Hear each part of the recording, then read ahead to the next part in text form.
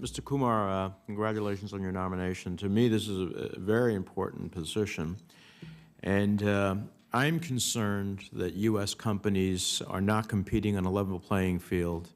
They don't enjoy the same support as their competitors around the world, and as a result are not winning the contracts and building the infrastructure around the world that we used to win and build. And I gleaned that in my role on the Foreign Relations Committee, having visited 11 countries in 3 different continents, and I always make it my business to talk to our U.S. businesses abroad, as well as domestically. And they talk to me about the challenges they have compared to companies from other countries, and the countries that have a whole-of-government approach to putting all of their emphasis behind helping their companies in those countries achieve market penetration in different parts of the world. And so having, for the last year, listened to this, I think about, we have OPIC, we have EXIM, we have the Foreign Commercial Service, we have our State Department econ officers and our ambassadors, we have USTR, just to mention some.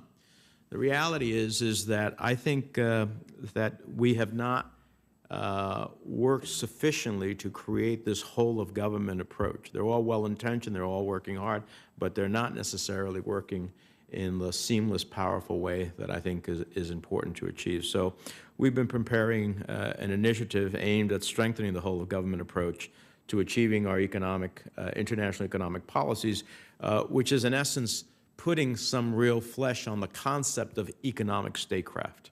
And so I'm wondering, what role do you foresee yourself and the Foreign Commercial Service playing in support of broader U.S. government economic statecraft efforts, essentially using and coordinating the full range of economic tools, trade and investment promotion, foreign assistance, negotiations, to help achieve our international economic objectives? Senator, thank you for that question. First of all, I agree with the observations on the big opportunities that other countries are chasing in a more coordinated fashion with financing and state support. You refer to infrastructure. That's an area where the world spends about $2 trillion a year is being spent around the world on big infrastructure projects. So are we getting our fair market share of those? Those are areas that I would certainly be interested in learning about and working with other agencies in the government. So in conclusion, I would be very supportive of efforts to work with all the various agencies to focus on maximizing our market share of those very big opportunities. Well, to take off on your infrastructure comment, I recently did a map just in our own hemisphere for which we should have a very significant amount of influence. And I think there were 50 different major infrastructure projects in the hemisphere, which we overwhelmingly used to do. And I put the flag of each company where they come from in terms of who got the contracts. There are 2 American flags. The rest are Chinese or Spanish, and maybe 1 or 2 Brazilians in our hemisphere. Something is wrong with the nature of that. And that means jobs here in the United States, because even though the work may be done there, engineering and a whole host of other things are done domestically here.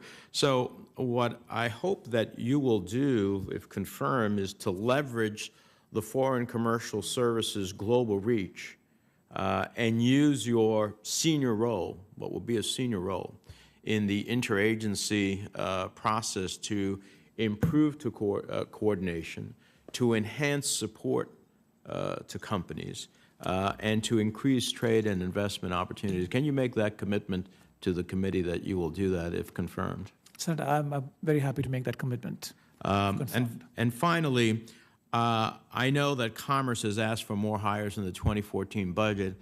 I personally think that there is a multiplier benefit by Foreign Commercial Service officers globally in terms of what they do in promoting even without this whole-of-government approach being as coordinated as possible. I still think that they have a multiplier effect in terms of what we pay an individual Foreign Commercial Service officers for the benefits they create for American companies and jobs here at home.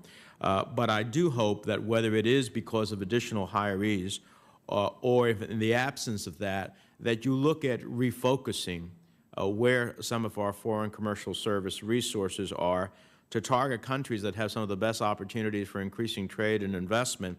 And in that context, in addition to, of course, the Asia-Pacific rebalancing, I hope that we'll look, I think there are tremendous opportunities in Latin America, for example, that we have foregone, and that is a natural in our own front yard.